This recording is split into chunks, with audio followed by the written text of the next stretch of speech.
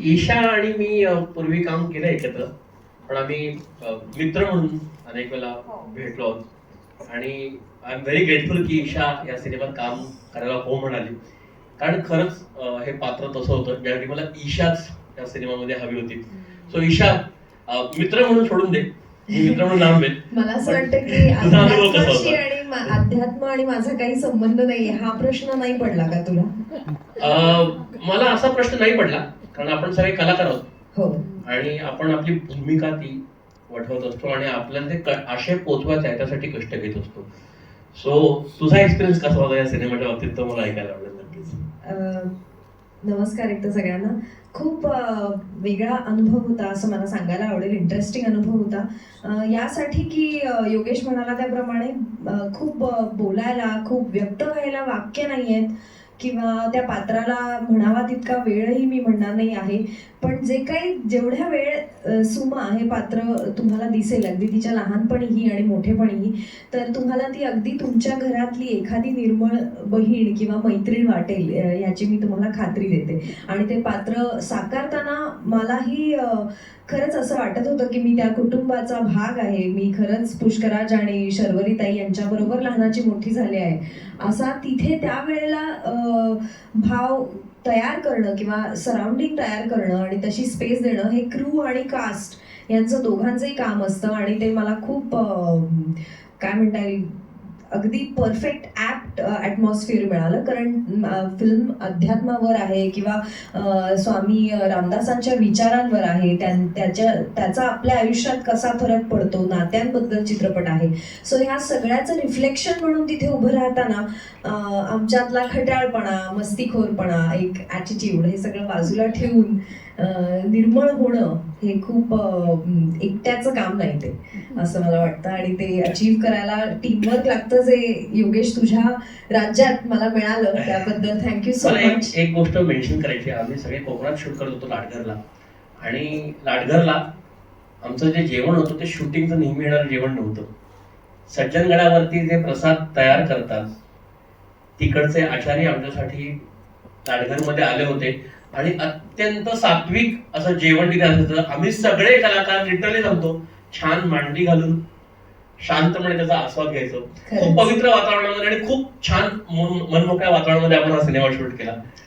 Absolutely. म्हणजे set आहे किंवा टेक्निकल गोष्टी चालू आहेत आजूबाजूला, कॅमेरा आहे, ह्या सगळ्याचा विसर पडत होता अक्षरशः. म्हणजे अगदी आपले जे आर्ट डिरेक्शन असतं, त्यांनी जे मंदिर उभारलंय समर्थांच्या घरचं, म्हणजे समर्थच्या घरचं, ते इतकं खरं आहे, इतकं आपलंसं वाटलं ते. इनफॅक्ट सगळे कलाकार हे करतात की नाही मला माहित नाही, पण बरेचसे कलाकार, मी तरी हे करते की माझ्या भूमिकेचं काहीतरी एक वस्तू किंवा एखादी गोष्ट मी ते पात्र झाल्यावर घेऊन टाकते, चोरते. आणि छोटंसं असतं काहीतरी, ते कानातलं असू शकतं, टिकली असू शकते, एनिथिंग. तर ह्या वेळेला मला ती मूर्ती इतकी म्हणजे भावली खरं सांगायचं तर, पण ती नाही चोरता आली मला. रॉंगच वाटेल, मॉरली पण ते रॉंगच आहे. पण सो या, पण म्हणजे खरंच खूपच ते घर, अगदी ते किचन, म्हणजे तिथे जे आम्ही जे वावरत होतो, सीनसाठी एंट्री घेत होतो, असं वाटत होतं आपण दिवस रात्र करत राहूया, नकोच मिळू दे व्यवस्थित, ओके शॉट होऊच नाही, तिथेच राहावं, तिथेच जगावं, बंब पेटवावा, आंघोळ करावी, आपले थोडीशी भाज्या लावून काय शेती करावी, असं अक्षरशः असंच वाटत होतं. तिथे मी सुमा म्हणूनच जगले. 4-5 मांजरही गोळा केली होती मी, तुला माहिती आहे. सो अगदी रुळले होते मी. Thank you so much. Thank you Isha, thank you so much. आणि आता मी स्टेजवरती बोलवतोय आपल्या सगळ्यांचा लाडका अभिनेता, सगळ्यांचा लाडका अभिनेता भूषण प्रधान.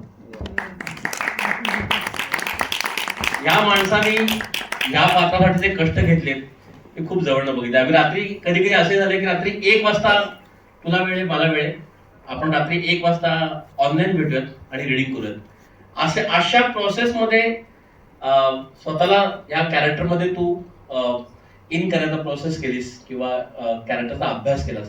सो तुझा एक्सपिरियन्स कसा होता? कारण मी भूषणला अनेक वेगवेगळ्या भूमिकांमध्ये पाहिले, पण मी याच्यामध्ये नक्की सांगतो, मी पाहिलेलं भूषण किंवा मी डिरेक्ट केलेलं भूषण या फिल्ममध्ये वेगळं आहे. So how was your experience Bhushan? Thank you.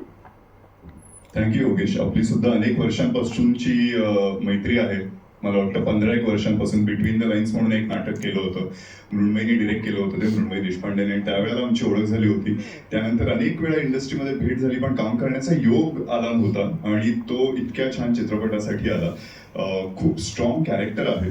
मुळात मला लहानपण माझं आधी सुरुवातीला दिसलं, कारण काही काही गोष्टी ना ऑटोमॅटिकली आयुष्यात खूप येऊन जातात. म्हणजे मी चिंचवडचा आहे, तर लहानपणी जे चाफेकर चौकातनं कायम जायचो, तर मी दामोदर चाफेकरांच्या स्टॅच्यूकडे बघायचो आणि मला त्यांची भूमिका, आता काम करत असताना त्यांची भूमिका मिळाली.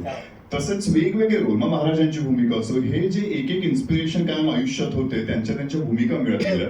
आणि असंच कुठेसं कदाचित हरवलेला मनातनं असे समर्थ आहेत असं मी म्हणेन. कारण लहानपणापासून मी कोकणातला, म्हणजे माझा जन्म कोकणातला, आजोळी जायचो कायम रायगडमध्ये. आणि रायगडला गेलो असताना मला कायम दिसायचं की आजी आजोबांच्या घरी, म्हणजे जे आपल्या पणजोबांचे वगैरे फोटो लावलेले असतात, तर न चुकता एक फोटो हा कायम असायचा, हा समर्थ रामदास स्वामींचा होता. तर त्यामुळे ते लहानपणापासून एक कुतूहल होतं. रायगडावर फिरायला जायचो, त्याचबरोबर शिवथरगडीला गेलेलो आहे. मग ती मूर्ती बघणं, त्यांच्या हातात दासबोध, ते खूप कुतूहल लहानपणापासूनच होतं. आणि कधी वाटलं नव्हतं आयुष्यात की असा त्या रेफरन्सनी त्यांचे विचार पोहोचवण्याचा चित्रपट बनेल आणि त्याच्यात मला काम करण्याची संधी मिळेल. इतकं की माझं शिक्षण कॉन्व्हेंट मधलं, त्याचाही उपयोग या चित्रपटाला होतोय. आणि अतिशय उत्तम शाळा, म्हणजे आज मी जे काय घडलो, मी कायम मला सांगायला आवडतं की माझ्या शाळेमुळे घडलो. खूप चांगले विचार मला माझ्या शाळेतनंच मिळालेले आहेत. पण तरी लहानपणी एक आजोबा असायचे आणि ते मनाचे श्लोक सगळ्या मुलांबरोबर वाचायचे, आणि बरीचशी मराठी मीडियमची मुलं असायची. आणि लहानपणापासून नेमके मराठी भाषेनंतर आम्हाला इंट्रोड्यूस झाली होती. तर त्यामुळे सगळे आपली पोथी, छोटी छोटी जी पुस्तकं असते ती उघडून बसायचे आणि पाठांतर असायचं, आणि मला खूप भारी वाटायचं ते की हे आपल्याला का कळत नाहीये. पण तो अभिनयाचा एक किडा लहानपणी होताच. मी तसंच पुस्तक घेऊन घरी जे काय पोथी वगैरे असेल ती उघडून फक्त सूर द्यायचा आहे की हे फक्त करत राहायचो, जेणेकरून जसं काय की मला कळतंय. आणि एकदा शाळेतनच असा निरोप आला होता की ह्याला काही मराठी वगैरे वाचता सुद्धा येत नाहीये, जरा लक्ष द्या. आणि तेव्हापासून हळूहळू मनाचे श्लोक या गोष्टी आईनी लहानपणी काही शिकवलेले होते. पण आता चित्रपट करत असताना पुन्हा एकदा एक कनेक्ट झाला, तो नात्यांमुळे. खरं सांगायचं तर आज मला वाटतं आपण देवाची भक्ती करतो किंवा देवदेव करतो, ह्याचं सुद्धा एक मेन कारण असतं मला वाटतं की आपल्याला आपले नातेवाईक किंवा आपले जवळचं आपलं कुटुंब आहे त्यांना सेफ ठेवायचं आहे. आपण एकटेच सुद्धा एक वेगळा खूपच कॉन्फिडन्स येतो की आपल्याला फक्त स्वतःला जपायचंय. तर त्यामुळे या सगळ्याचा मेन एक दुवा आहे, ती म्हणजे आयुष्यातली नाती, ती खूप महत्वाची आहेत. आणि ते मला या चित्रपटातनं दिसलं, कारण ही नातेसंबंधांवरची सुद्धा गोष्ट आहे. ही वडिलांची आणि मुलाचं नातं दिसतंय, आणि आपापल्या आयुष्यात वेगवेगळ्या टप्प्याला आपण अनेक नाती बदलताना पाहिली आहेत. अनेक नाती जी आपल्याला वाटली होती की कमकुवत आहेत, ती घट्ट होताना पाहिली आहेत. अशी नाती मला माझ्या आयुष्यातही दिसलेली आहेत, आणि ते हॅव बीन सरप्राइझिंग. त्यामुळे असं एक नातं आपल्याला आज पोर्ट्रे करता येतं, आणि ते सुद्धा इतकं स्ट्रॉंग पात्र आहे की अतिशय खोलवर ऑलरेडी तो अफेक्ट असणारा, जे आता आपण ट्रेलर मध्ये पाहिलंच आहे, त्यामुळे स्पॉइलरही नाहीये. लहानपणापासूनचे त्याचे विचार, तो तसा का घडला. कारण मुळात मला वाटतं लहान मूल कुठेही जन्माला आलं, आपलं जे धर्म असतो तो त्या कुटुंबात जन्म आल्यामुळे एकाने होतो, कारण की आपण आपल्या आई वडिलांना फॉलो करत असतो. कारण आपले आई वडील हे आपले सगळ्यात आधी महत्वाचे, म्हणजे आपले देव म्हणजे आपले आई वडील असतात. तर त्यामुळे तो कनेक्ट खूप महत्वाचा असतो. मग माझा देव जे म्हणेल मी काही करेन, पण तिथेच जर डिस्कनेक्ट असेल तर बऱ्याच गोष्टी बदलतात. आणि अशाने या समर्थच्या आयुष्यात काय घडलेलं आहे की त्याला सॅम बोरगावकर त्याचा झालेला आहे, या गोष्टींपर्यंत पोहोचतो. पण मुळात मला मनाने भावलेली म्हणजे या नातेसंबंधांवरची गोष्ट, आणि ती सगळ्यांनाच पोहोचते. आणि त्या गोष्टींमधूनच आपल्याला समर्थ विचार सगळ्यांपर्यंत पोहोचवले जात आहेत. हा चित्रपट मला सांगायला आवडतोय, प्रत्येक स्टेजवरती मला सांगायला आवडतोय, आणि की नक्कीच आपण रामदास समर्थांचे विचार लोकांपर्यंत पोहोचवतोय. त्यांनी वेगवेगळ्या गोष्टी आहेतच, पण हा फक्त भाविकांचा सिनेमा नाहीये, हा फक्त आस्तिकांचा सिनेमा नाहीये, हा नास्तिकांचा सुद्धा सिनेमा आहे. नास्तिकांचा जास्त आहे, इक्वली म्हणेन, समोर बॅलन्स म्हणेन. कारण ह्यांचे मला मेन तेच वाटतं, समर्थांनी इतक्या चांगल्या गोष्टी शिकवलेल्या आहेत. म्हणजे एक असं आहे की बलोपासना, जे आपण म्हणतो फिजिकल हेल्थ बरोबर मेंटल हेल्थ महत्वाची आहेच, पण आता म्हणून आपण मेंटल हेल्थ कडे खूप लक्ष देतो, मेडिटेशन करतो, पण फिजिकल हेल्थचं काय. तर ह्याचं महत्वही सांगणारे म्हणजे आपले समर्थ रामदास स्वामी. त्यामुळे हे आणि स्वतः मला फिटनेस मधली आवड, त्याचबरोबर मेंटल हेल्थची आवड ही असताना एक लक्षात आली, आजही थेरपीला आपण खूप जास्त लोक घाबरतो, त्याचं कम्प्लीट हे आलेलं नाहीये. मग आपल्याकडे खरं तर थेरपी आहे, लिहिलेली आहे ती, आणि आपण लांब ठेवलेली आहे. तर त्यामुळे लहानपणापासून जर हे विचार आपल्यापर्यंत पोहोचले तर आपण बऱ्याच वेळेला सेल्फ टॉक म्हणतो, पण सेल्फ टॉक करायला बसलं आणि तुमचे विचार चुकीचे असेल तर चुकीचाच मार्ग किंवा उत्तर सापडणारच नाहीये. तर हेच योग्य विचार येणार कुठून आहेत, तर मनाचे श्लोक म्हणा किंवा इतर काही गोष्टी आहेत, ते विचारांमधून ते रेग्युलरली प्रॅक्टिस केली तर ते विचार आपल्याला त्या त्या क्षणी उत्तर देऊ शकतात. तर त्यामुळे हे खूप मनापासून भावलेली गोष्ट आहेच. आणि जी नाती मला पोर्ट्रे करता आले त्यांनी छान वाटलंय. त्याचबरोबर उत्तम टीम, म्हणजे खरंच मी अशी टीम नाही पाहिली. आज मगाशी आपण म्हणालो ब्रह्म विष्णू महेश हे तर तिघही आहेत. पहिल्यांदा मी एक ऍक्टर डिरेक्टर केमिस्ट्री खूप महत्वाची हे ऐकलेलंच आहे. त्याचबरोबर प्रोड्युसर आणि ऍक्टरही खूप आपण बोलत असतो ते आहे, पण डीओपी आणि ऍक्टरची पण एक केमिस्ट्री असते हे मला या चित्रपटातून कळलं. म्हणजे काय तुझा थॉट आहे, तू कोणत्या डीओपी आणि कॅमेरामॅन मधला फरक मला अतिकमुळे कळलं.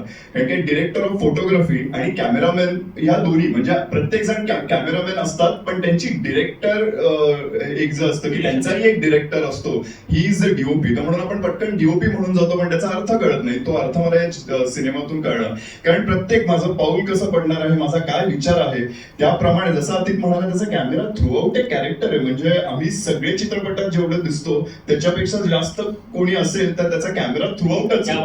तर त्यामुळे ते खूप महत्वाचं कॅरेक्टर आणि ते पोचतंय. त्यातून बोलायला मला तर खूप आवडतं, पण इकडे लक्षात आलं की इकडे सगळेच बोलणारे चांगलं. म्हणजे आज रवींद्र सरांचा हा पहिला चित्रपट, पण इतकी क्लॅरिटी, म्हणजे तेच पहिले बोलायला जेव्हा आले तेवढ्या इतक्या क्लॅरिटीने की त्यांना काय त्यांचा थॉट आहे, कशा पद्धतीने पोचवायचा आहे, हे सगळेच. मग योगेश उत्तम बोलतोय, आमचे डीओपी उत्तम बोलतोय, कलाकार तर सगळे तुम्ही बोलवाल त्याला. आमचे रायटर नुसते उत्तम लिहित नाही तर तेही पाहिलं, उत्तम बोलतात, उत्तम हसवतात. तर अख्खी टीमच उत्तम बोलणारी आहे आणि ही केमिस्ट्री आमची प्रत्येकाबरोबर आहे. त्याचबरोबर कलाकार आज समर्थ आणि टायटल रोल असल्यामुळे भले मी आणि पुष्कर आमचे चेहरे मोठे दिसत असले तरी तुम्ही बघाल तर या पोस्टरवरचे सगळे कलाकार आजपर्यंत लीड ऍक्टर्सच आहेत. अनेक प्रोजेक्ट्स मध्ये त्यांनी लीड ऍक्टर्स म्हणून काम केलेलं आहे आणि ह्याच्यात छोटं मोठं असं नाहीये. एकही पात्र तुम्ही बाहेर काढलं तर काहीतरी हरवल्यासारखं होईल, ते इतकं त्यांचं महत्व आहे. आणि ह्या सगळ्या माणसांना जोडलं मी, त्याचं क्रेडिट देऊ इच्छितो 2 माणसांना. एक नक्कीच अमोलदा, आमचे ईपी, आणि त्याचबरोबर योगेश नक्कीच. कारण की महेश सरांच्या फिल्म मध्ये आपल्याला बघायला मिळतं की छोट्यात छोट्या एक सीन असेल पण उत्तम ऍक्टर येतो, कारण की तो विश्वास असतो की मला माहितीये जर मला या रोलसाठी बोलवलंय त्याच्यात काहीतरी महत्व आहे, नाहीतर मला बोलवलं गेलं नसतं. तर तशी ही 2 माणसं आहेत की ती उगाच कोणाला तरी चलो आहे जरा आपल्याला काहीतरी फायदा म्हणून नाही करणार नाही, हा रोल तुमच्यासाठी उत्तम आहे आणि तुम्ही करावा, या ह्यानीच प्रत्येकाला अप्रोच केलेला आहे.